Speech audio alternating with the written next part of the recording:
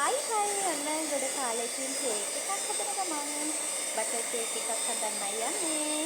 ඉතින් ඔන්න ඒ විදිහට අපි කේක් බටර් එක හදාගන්නවා. අපි බලමු රසම රස කේක් එක කොයි වගේ තියෙන්නේ කියලා. දිගටම එකතු වෙලා ඉන්න.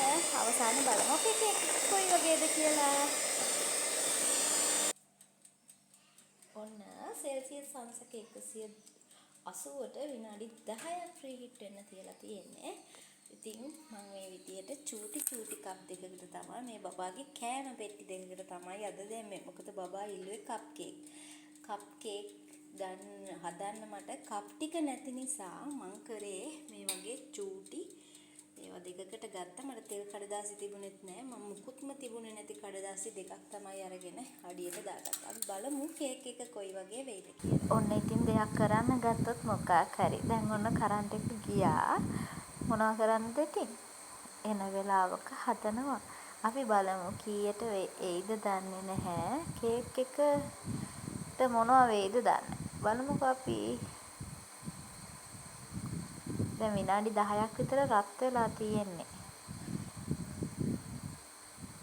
ඒ ඇස්සේ මෙයා හොර කෙඩියෙක් එහෙම කරන්නේ අයින් වෙන්න. ඔන්න කරන්ට් එක ආවා. ආයෙත් විනාඩි 5ක් විතර රත් වෙන්න තියලා මේ ටික දාන්නයි යන්නේ. හරි. ඔන්න ඒ දෙක දැම්මා. අපි බලමු මම 180ට විනාඩි 45ක් දාලා තියෙන්නේ. බලමු අපේ කේක් එක අවසානෙට කොහොම තියෙයිද කියලා. ඔන්න අපේ කේක් දෙකම හැදීගෙන එනවා. ආයෙ කරන්ට් එක ගියා එපාර. මාර වැඩේ වෙන්නේ ඔය. මොකක්ද අනේ? ඔන්න ඉතින් ආයෙ කරන්ට් එක ආවා. මං ආයෙ විනාඩි 10ක්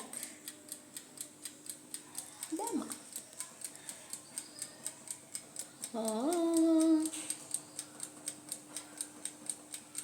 දැන් නම් සුවඳයි. Cake සුවඳයි. Happy life with CNS. මාත් එක්ක දිගටම එකතු වෙලා ඉන්න. ආදරෙයි හැමෝටම.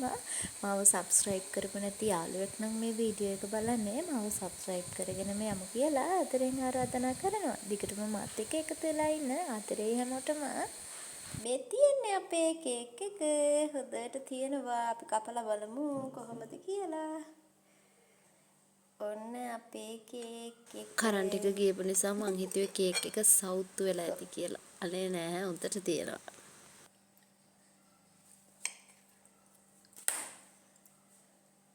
ධනවාවේ පේනවද ලස්සන? හරිම සොෆ්ට් එකට තියෙනවා. බලන්නකෝ. බලන්න රස. දයි. රසයිද? ගිහින් එන්නම් තවත් දවසක හම්බ වෙමු. සුබ දවසක් හැමෝටම.